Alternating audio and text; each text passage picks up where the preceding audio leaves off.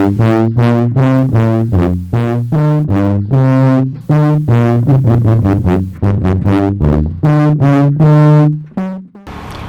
ketemu lagi di Karsa, kawan berbagi cipta dan rasa, edisi yang ke-14. Jadi di edisi kali ini kita akan ngobrol dengan seorang musisi muda dengan segudang bakatnya. Jadi dia itu sudah berkiprah di dunia seni dari kecil, mulai dari seni karawitan hingga sekarang dia berfokus di seni musik klasik.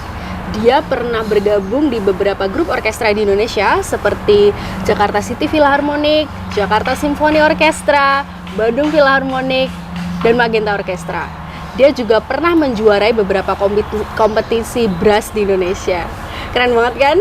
Penasaran siapa dia? Langsung aja kita ngobrol bareng. Atika Septiana Laksmi. Halo. Ini aku panggilnya Tika aja ya? Iya, Tika aja. Apa kabar? Baik, Mbak. Oke, Tika, kamu ini kan udah berkiprah di dunia seni itu udah dari kecil ya? Iya. Dulu justru banyak berkiprah di seni tradisi ya? Betul. Terus kemudian kamu masuk sekolah musik dan kamu ngambil mayornya vokal. Mayornya vokal. Terus kemudian kamu berpindah mayor menjadi tuba. Nah itu gimana betul. transisinya? Gimana? Kenapa akhirnya kamu berubah ke tuba gitu? Iya, jadi awalnya kalau saya itu memang mencintai seni itu sendiri. Jadi kayak awalnya kenapa saya bisa di musik itu memang dari TK itu saya memang udah senang dengan musik itu, Mbak, gitu. Jadi terus saya sering nyanyi, terus saya sering kompetisi lomba juga, disuruh lomba lagu-lagu nasional pas waktu kecil, terus disuruh ngondak jadi konduktor Oh gitu. dari kecil udah jadi konduktor. Tapi nggak menang kan. Terus akhirnya saya di SD saya juga masih pengen berkesenian terus gitu loh. Rasanya tuh kayak suaraku kata lumayan deh gitu loh. Mana kalau disebut sendiri ya. Banget ya. Jadi akhirnya di situ ada ekstrakurikuler itu karawitan. Terus akhirnya saya mengikuti itu, audisi juga. Terus setelah itu saya malah jadi sinden di karawitan. Oh gitu, jadi sindennya. Pas waktu kelas 5 SD itu saya lomba satu kabupaten apa-apa gitu, Mbak, tuh juara 1. Oh wow. Iya. Terus setelah itu kecil. lanjut ke SMP. SMP itu saya seringnya band-bandan, Mbak. Itu saya juga nyanyi. Oh, tetap musik ya? Tetap musik, tetap nyanyi, terus habis itu gitaran ya cuma gendeng-gendeng biasa sama piano dasar-dasar gitu aja. Terus setelah itu masuk ke sekolah menengah musik Yogyakarta itu saya awalnya tuh masih kayak nggak boleh, Mbak, sebenarnya sama orang tua tuh. Nggak mau jadi apa gitu ya? Kalau seni itu kamu bukan jadi apanya sih, Mbak, tapi Itu karena lingkungannya, karena kan Oke. orang tua saya tahu kan, maksudnya mungkin di situ maksudnya kayak di Madukesmo, SMM, SMSR, SMK itu orang-orangnya dong gelidik apa gitu loh. Lah, tapi kan saya seneng gitu. Kayak saya nih nggak gelidik, maksudnya saya nggak boleh gitu. Iya. Gitu. Terus akhirnya ya udah aku akhirnya nangis, Mbak, aku sampai nangis gitu sampai kayak drama dulu ya sama orang tua juga. Akhirnya diberi ya? sana. Lah karena saya ketika itu masih buta musik klasik itu apa. Di SMM itu kan memang dia ada musik dari violin, ada biola alto, terus habis itu ada woodwind juga, ada oboe, fagot dan lain-lain. Akhirnya saya belajar itu ketika saya masuk di sana kelas 1. Jadi pertama saya mengambil itu jurusannya, yang pertama itu vokal dan yang kedua itu gitar. Oke. Setelah audisi udah ternyata nama saya ada lah. Masuk jadi ya? di vokal. Gitu. Terus pas waktu kelas 1 itu lah saya di vokal kok kayaknya teman-temannya hebat-hebat ya gitu loh. Ternyata tuh saya yang mengira nyanyinya bagus tuh malah ternyata biasa aja dibanding sama mereka, dan pesaingnya tuh 30-an lebih gitu loh, Mbak. Oke. Pesaingnya 30 lebih. Terus wah, apa ya aku bisa ya gitu. Paling enggak kalau misalkan vokal kan mungkin aku ikutnya paduan suara atau saya sebagai solo kan gitu. Cuman kan karena saya badannya gendut juga jadi kayaknya kayak nggak menarik gitu deh, apalagi saya juga pas-pasan kan gitu tuh.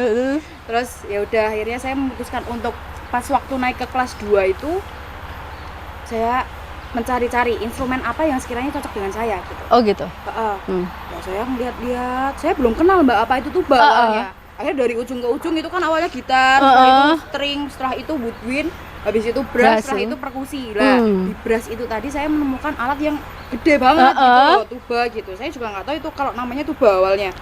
Kok wah ketok ini menarik deh. Menarik ya. Dan sedangkan saya itu nggak pernah mikir kayak ini, aku bakalan bisa beli alat ini apa enggak ya? Iya. Berapa? Itu belum kepikiran gitu loh, Mbak. ternyata saya setelah mempelajari apa itu tuba, ternyata ya Allah luarang banget, maksudnya mahal banget gitu loh harganya. Tapi ya saya udah terlanjur ya. Di kelas 2 itu saya mau nggak mau saya harus mengikuti itu apa kayak tes lagi untuk saya menjadi mayor tuba, untuk menjadi pemilik tuba itu tadi. Terus akhirnya saya itu lolos ke tuba itu. Setelah itu oh, jadi itu dari kamu sendiri kepengen tuba, bukan direkomendasi sama gurunya misalnya? Enggak ya? enggak. Oh, enggak dari kamunya. Itu malah justru dari teman-teman saya yang oh gitu. Karena jadi memang enggak ada gitu. Nek, kamu kalau misalkan nanti jadi anak vokal, kamu otomatis cuma ikut paduan suara gitu. Oh iya toh, sedangkan aku tuh pengen jadi pemain orkestra. Oh, oke. Jadi memang banyak menjelajah lah ya, karena saya melihat anak-anak vokal ya banyak yang berkompeten gitu daripada saya kan gitu tuh. Terus habis itu ya udah saya memutuskan untuk saya mengambil tuba itu tadi. Gitu. Terus ya udah akhirnya di kelas 2, terus kelas 3, di kelas 2 itu saya tuh sempat jadi ketua OSIS juga Mbak di SMM. Oh, aktivis ya. Iya. Padahal saya tuh beling banget Mbak sebenarnya. Tapi jujur aja ya Mbak, saya tuh matematika tuh nilainya 3,75. Tapi saya menjadi berdedikasi di sekolah saking mungkin aktifnya ya. Iya, tapi di musiknya kan ini ya. Iya, kuat ya. Mbak. Saya juga nggak mau. Oke, terus ini, tapi berarti dari kamu yang nggak tahu tuba sampai seiring berjalannya waktu tuh kamu klik sendiri ya dengan instrumen itu tuh, akhirnya nemu kliknya sendiri gitu. Iya, pasti saya langsung cocok. Terus habis itu, wah ternyata ya mencuri perhatian sih sebenarnya. Saya menjadi pemain tuba itu jadi dapat spotlight ya. Kok ada ya gitu, pemain tuba terus perempuan gitu. Jarang soalnya kan. Gitu. Iya. Akhirnya walaupun saya ketika di kelas 2 itu saya belum bisa main Mbak, maksudnya masih kayak nyabun. Jadi nyabun tuh kayak main part tapi nggak tak bunyikan gitu. Padahal nggak bisa sebenarnya, tapi disuruh dimintai tolong sama senior untuk mengisi farewell konser waktu itu. Terus nggak apa-apa Tik gitu, kamu aja gitu ya, main kamu aja gitu. Wah Mas, tapi aku masih nyabun karena aku memang kemampuannya masih baru masih baru gitu. Dan misalkan saya ini gimana nggak bisa gitu, apa-apa coba dulu. Coba aja. Oke. Udah ya. Gas aja. Iya, berarti mencuri perhatian tuh Mbak. Terus akhirnya saya kan lena kan dengan itu akhirnya saya bertahan hingga kelas 3. Di kelas 3 itu sendiri kan ada, kalau di sekolah menengah musik itu ada uji kompetensi. Jadi untuk mayor masing-masing itu harus dikonserkan gitu. Lah saya di situ juga alhamdulillahnya mendapat nilai yang tertinggi gitu di instrumen di tuba itu. Iya. Nilainya 98 Mbak. Wah, hampir sempurna itu. Iya, jalur yang mandiri, tapi kalau yang jalur kemitraan itu diuji sama Pak Purwacaraka tuh nilainya jadi turun 80. tetap bagus di atas rata-rata lah. Mbak kalau dia Terus ya udah lanjut ya. Terus proses kamu belajar tuh, menurut kamu di pendidikan seni di sini itu sudah cukup mewadai kebutuhan kamu untuk belajar mendalami instrumen kamu belum sih? Belum ya. Itu gimana proses belajar kamu? Ya proses belajarnya itu sebenarnya awalnya dari senior lebih tepatnya dari senior karena saya di SMM juga belum nggak ada guru sebenarnya. Yang spesifik tuba itu belum ada ya? Nggak ada. Lah itu spesifiknya malah lebih ke trombon, itu namanya Pak Harun Wibisono. Terus? Yaitu aslinya trombon, cuman bisa bermain tuba juga. Akhirnya saya belajar dengan beliau ketika SMM. Setelah itu di luar itu saya belajar di lingkungan sekitar gitu loh. Kayak gimana misalnya? Kayak senior yang ngajari saya, Mas, mbok minta tolong gitu belajar tuba tuh gimana ya kayak gitu. Karena memang anak brass tuh rata-rata mayoritas tuh semuanya laki-laki Mbak. Iya sih, dominasinya laki-laki ya. Temenku tuh semuanya cowok. Jadi misalkan aku main orkes nih, kadang tuh aku juga mesti cewek sendiri, selalu nggak punya temen. Itu ya. Jadi ya udah terbiasa dengan itu, akhirnya saya deket sama mereka, sama senior cowok itu tadi yang anak-anak brass, karena memang dasarnya tuba itu kan dia tuh sebenarnya sama kayak instrumen brass lain, kayak fingering dari fingeringnya, terus setelah itu cara meniupnya, dari olah nafasnya pakai diafragma, itu semuanya hampir sama. Jadi kamu bisa belajar dari mereka ya. Terus setelah itu lanjut ke isi, itu juga ada namanya Pak Agung, tapi beliau juga nggak spesifik mengajar tuba, tapi dia mengajarnya bass elektrik sama kontrabas. Jadi saya mau nggak mau saya juga harus mencari sendiri gimana caranya saya belajar kan. Nek saya monoton kayak gini terus kayaknya gitu-gitu aja kan. Gitu tuh. Bener-bener. Terus akhirnya saya gimana caranya cari di teman-teman di Facebook, Mbak. Oke, Jadi zaman kayak- dulu masih Facebook gitu ya? Masih gitu. wih rame banget tau masih di Facebook itu. Saya searching pemain profesional Tuba. gitu. Jadi cari negara mana aja Seluruh dari US, dunia. dari mana. Itu tak cariin namanya, terus tak ketik di situ, tak add. Itu semua nama di Facebook saya tuh kabeh wong londo kabeh gitu loh, Mbak. Karena itu semua memang tak cari ilmunya, Iya. memang Iya. aku sengaja apa ya namanya chat personal ke mereka bahwa Pak, saya minta tolong untuk meminta beberapa partitur dari partitur solo untuk tuba, untuk duet tuba, kuartet, quintet atau apapun lah itu. Mbok saya minta gitu karena saya memang keterbatasan kayak di Indonesia sedikit gitu untuk pengetahuan apalagi buku, teori untuk tuba, materi apapun itu tuh saya masih jarang gitu. Akhirnya kalau misalkan jenengan berkenan gitu ya tolong dikirim ke saya, ini email saya. Ya akhirnya banyak banget. Oh, ternyata Jadi welcome orang-orang, ya? Iya, welcome sekali mereka itu. Baik-baik banget. Terus makanya saya belajar dari mereka. Setelah itu saya juga selain dari chat itu saya juga melihat YouTube orang-orang solo pemain-pemain artis tuba. profesional tuba gitu loh. Jadi cara permainannya gimana, cara mendapatkan tone color yang baik itu bagaimana, intonasi yang baik itu bagaimana gitu. Jadi ya saya belajar dari mereka itu sebenarnya. Jadi apa ya, maksudnya apa yang justru kamu dapatkan dari pemain-pemain dari luar itu yang malah nggak kamu dapat dari pendidikan di sini? Apa lebih ke metodenya yang beda atau materinya sendiri? Yang Itu semuanya beda, Mbak. Nah, gitu ya? Kalau untuk metode sendiri itu sebenarnya per orang itu beda nih kalau Oh, menurutku gitu ya? Kalau dari sisi pandangmu sendiri itu memang per orang itu berbeda karena setiap saya melihat pemain artis solo tuba dari Kanada misalkan, terus saya itu dari Jepang gitu, itu mereka beda. Jadi cara metode pembelajarannya itu mereka beda. Jadi kayak gitu? misalkan nada panjang itu harus berapa ketuk, misal gitu harus panjang-panjangnya gitu. Emang beda semua. Gitu? Jadi kayak persilabusnya itu juga beda. Beda ya? Gitu. Terus kayak untuk partitur itu tuh juga apa ya masih jarang, Mbak, kalau tuba karena tuba itu sendiri ya sebelumnya saya mau menceritakan soal sejarah tuba sedikit. Jadi tuba itu sendiri itu juga terlahir di era romantik. Jadi sebelum ada era romantik itu kan ada zaman musik pertengahan, habis itu musik Renaissance, barok, klasik, setelah itu baru romantik. Nah, si tuba ini dia tuh terlahir pada zaman romantik itu sekitar tahun 1810 sampai 1900. Nah, itu baru lahir gitu loh, Mbak. Jadi pas waktu zamannya Mozart, Beethoven yang mungkin terkenal di musik klasik ya, itu belum lahir. Tuba itu belum lahir. Jadi di orkes itu belum ada tuba tuh, belum ada. Jadi romantik itu mau naik ke modern. Jadi mau ke zaman-zaman sekarang. Jadi partitur tuba, solo-solo tuba itu semuanya susah, Mbak. Aku sampai mau nangis kalau itu. Kalau mau wah iki aku pakai bahannya apa kalau mayor gitu kan setiap satu semester kan harus mengirimkan satu video. Oh gitu.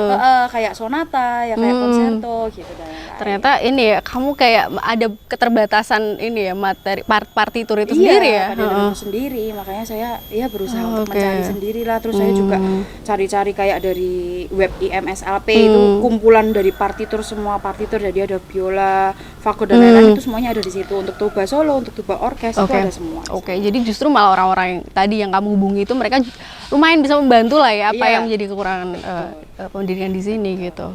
Terus ya, itu kan dari segi pendidikan ya. Terus kita pindah kalau dari segi pengalaman kamu dalam pertunjukan orkestra itu sendiri kan dari sekian banyak konser yang udah kamu jalani itu kan cukup berpengaruh dalam membentuk kamu jadi kamu yang sekarang gitu.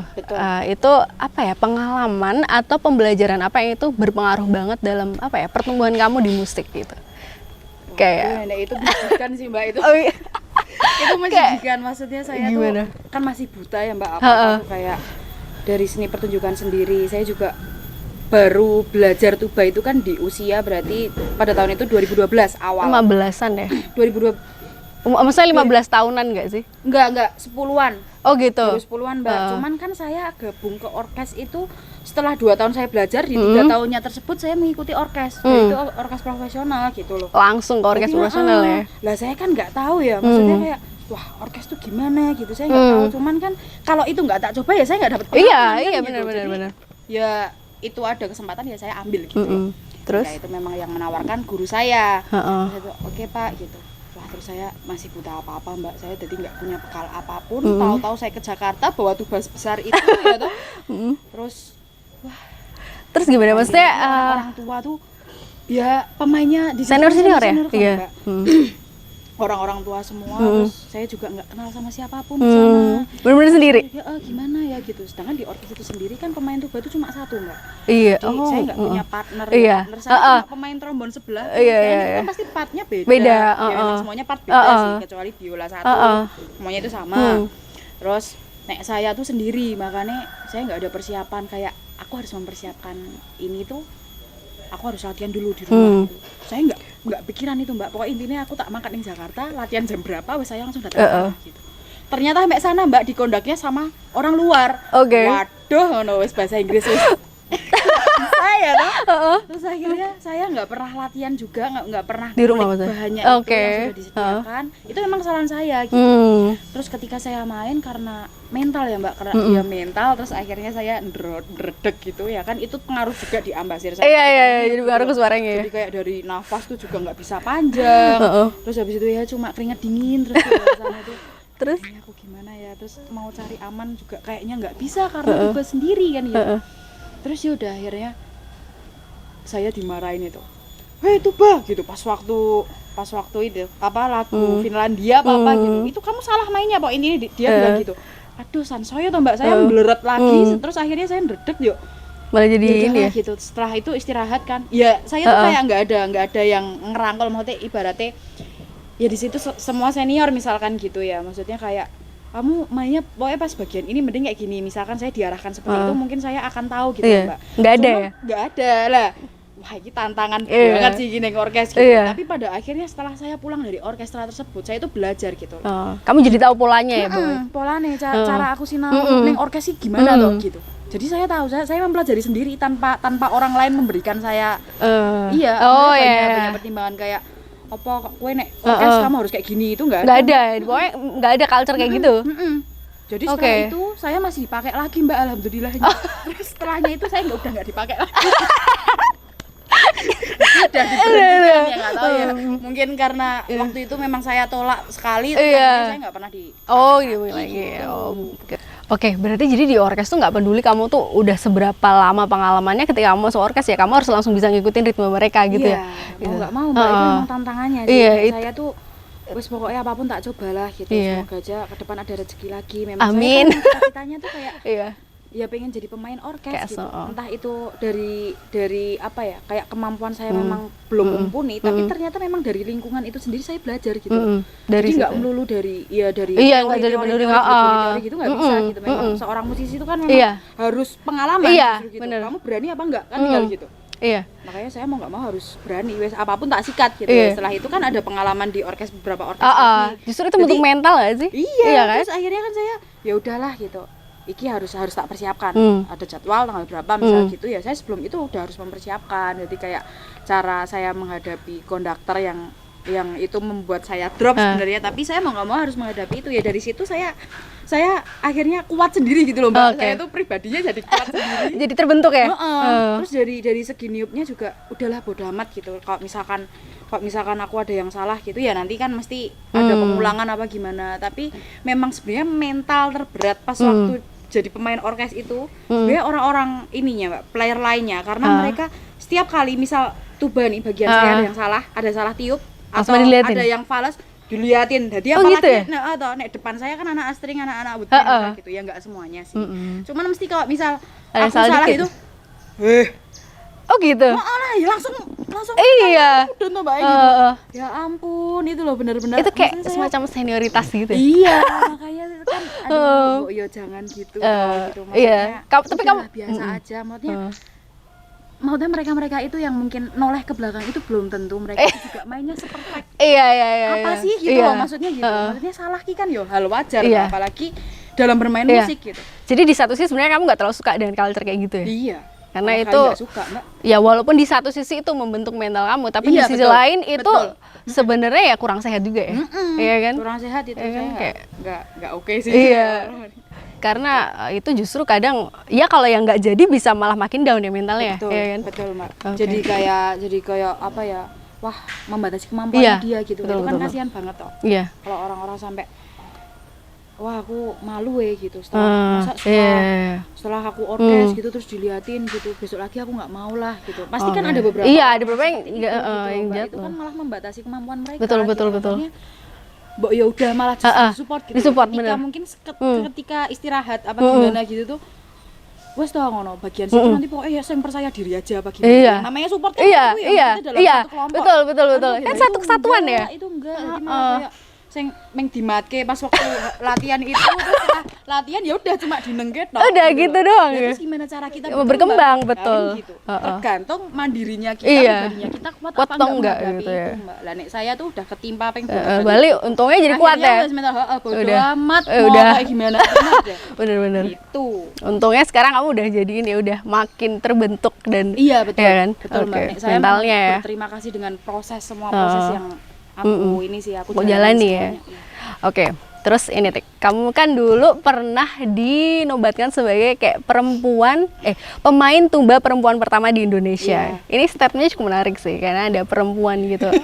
Kayak apakah sejarang itu pemain tuba perempuan di Indonesia? Sebetulnya enggak juga Mbak. Jadi saya itu memang masuk di Net TV kayak kebetulan ya. Karena memang ya kayak pendiri itu waktu itu kan saya di Gita Banda Nusantara, jadi itu main di Istana Negara. Saya itu di sana pernah di tahun 2015, 2016, 2017 sama 2020 pas waktu virtual kemarin. Lah kebetulan saya itu memang kenal dengan bapak-bapak yang pendiri-pendirinya, jadi kayak konduktornya. Saya itu deket gitu loh. Kalau sama orang tua saya gampang deket gitu. Jadi akhirnya mungkin mereka juga tertarik dengan adanya saya pemain tuba, apalagi kalau di Bras kan saya cewek sendiri ya. Jadi terlihat dapat spotlight ya. Jadi siapa itu? Apik deh, terus akhirnya dari itu TV tadi melihat saya diajak gimana Tika gitu, kamu mau nggak besok diliput gitu ya mau lah Pak. Dari situ 2016 itu Mbak saya dinobatkan sebagai wanita perempuan pertama di Indonesia pemain tuba. Cuman waduh tapi mesti ini banyak deh ini pasti senior pertama ya karang pemain tuba jarang ya memang gitu loh, memang itu betul gitu, memang jarang gitu. Cuman karena ada nama itu tuh memang jadi lebih apa ya Mbak, saya lebih percaya diri karena gitu Mas percaya diri. Jadi kayak jadi kayak merasa kamu punya tanggung jawab tersendiri ya. Betul, jadi kayak punya ya sebenarnya beban juga Mbak dapat jeneng besar itu gitu. Sedangkan sebenarnya di luar sana tuh banyak pemain tuba lain, jadi mungkin kayak di Marsing yang lebih tua dari saya, yang lebih lama dari saya juga pasti banyak di Indonesia gitu loh. Cuman kebetulan yang kesorot saya. Jadi akhirnya saya menjadi pemain tuba perempuan pertama di Indonesia gitu. Apa namanya judul kan ya pasti. Iya benar. Ada lagi nggak pengalaman kamu dalam bermain orkestra itu yang itu berpengaruh lah dalam ini? Ada sih Mbak, itu pas ketika saya perbedaan antara saya main di Indonesia dan saya di Jepang. Ya walaupun saya pas waktu di Jepang itu saya grupnya dengan pemain Indonesia gitu, dengan grup Jakarta City Philharmonic waktu itu. Tapi kan dari sistem di mana ya, maksudnya di Indonesia seperti apa, di Jepang seperti apa gitu. Ketika itu saya itu bermainnya di Tokyo Opera City konser hall yang ada di Jepang sana dengan akustik yang memang itu luar biasa bagusnya gitu. Jauh ya sama di Indonesia ya? Jauh sekali memang di Indonesia gitu. Nanti dari situ aja udah kelihatan kan, mumpuni yang mana kan gitu ya, karena musik klasik itu sendiri kan memang datangnya dari barat gitu. Dan mungkin karena Indonesia juga belum begitu di musik baratnya tuh belum begitu kental ya gitu, nggak kental banget gitu. Terus saya melihat dari segi manajemen pertunjukannya, terus dari segi waktunya, apalagi on time. Itu strict banget ya. Kan kalau di Indonesia ya nggak Indonesia itu sebenarnya orang-orangnya sendiri sih maksudnya. Benar. Lah sekarang kalau misalkan ada yang beberapa yang telat lah, saya tuh pernah di satu orkestra di Indonesia itu juga pernah Mbak, itu ada tulisan kalau misalkan Anda telat 1 menit atau 2 menit pun kalian fee-nya akan dipotong seberapa gitu. Jadi itu kita harus disiplin. Seharusnya semua orkestra harus digituin sih. Supaya itu bisa belajar untuk on time ya. Menghargai waktu gitu lah. Kalau di sini tuh kebanyakan anak-anaknya yang rodok ngeyel gitu. Apalagi dalam kota itu anak-anaknya pada agak molor gitu. Jadi saya ya agak kurang serk, tapi kalau di Jepang itu bedanya Strict ya, nggak harus dipancing. Oh nanti V-nya dipotong, mereka udah tertib sendiri. iya, udah langsung tertib. Maksudnya ya dari lingkungan orang-orang di sananya juga orang-orangnya ramah semua. Terus dari segi Oh iya. dia Kamu merasakan ini ya, apa ya? Kayak mereka lebih support gitu ya? Iya, beda banget. Beda banget ya. Beda banget sama di sini. Jadi ya itu yang membuat saya berkembang lagi. Iya ya. Ternyata memang di luar sama di negaranya sendiri itu memang Beda ya. jauh. Oke, jadi ya itu mungkin di musik klasik ya karena Iya. memang mereka lebih tertuju ya, lebih apa ya? Mungkin lebih udah. banyak segudang pengalaman dan apa ya kayak ya yang namanya orkes tuh ya sebisa mungkin harus di seperti ini kan gitu loh, nggak kayak kalau di Indonesia kan mungkin dari beberapa organisasi dia mendirikan sebuah orkes. Tapi kalau di sana kan memang orkestra klasik itu sendiri kan sudah menjadi kayak ya wes darai mereka gitu. Oh gitu ya. Nggak mau kayak udah mengalir begitu aja gitu. Mau nggak mau kan harus dibaguskan dari segi akustik ruangan. Iya, benar. Dari manajemen waktu, dari pertunjukannya, Semuanya dari cara maksimal ya? permainannya, semuanya iya. Oke. Tapi di sini nggak ada apa-apanya, apalagi saya nggak ada apa-apanya lagi gitu loh. Oke, tapi berarti dari situ kan kamu tahu berarti nggak harus dengan menjatuhkan gitu, ternyata mereka juga mentalnya terbentuk bagus juga ya. Iya. Mereka disiplin dan mereka support gitu ya. Disiplin. Jadi yang ketika saya habis dari balik Jepang tuh, kalau misal jalan gitu kan mereka kalau lewat lift apa gitu kan mesti akselerator juga lewatnya kiri. Nah saya di Indonesia juga ikutan kiri terus setelah itu ambiar. Berapa hari kemudian, 1 minggu kemudian udah ngerti lagi. Ya kayak dari situ aja udah kelihatan lah Mbak, dari lingkungan sekitar, dari orang-orang. Gimana mereka sangat disiplin ya. Iya, sangat rapi, disiplin. Kalau iya beda. Beda ya. Dan itu jadi pengalaman berharga yang bisa kamu petik pelajarannya ya. Betul. Oke. Terus ini pertanyaan terakhir, Tik. Ya. Pertanyaan pamungkas. Dari sekian panjang pengalaman kamu dalam bermusik gitu, visi apa sih yang pengen kamu capai ke depan dengan tuba kamu?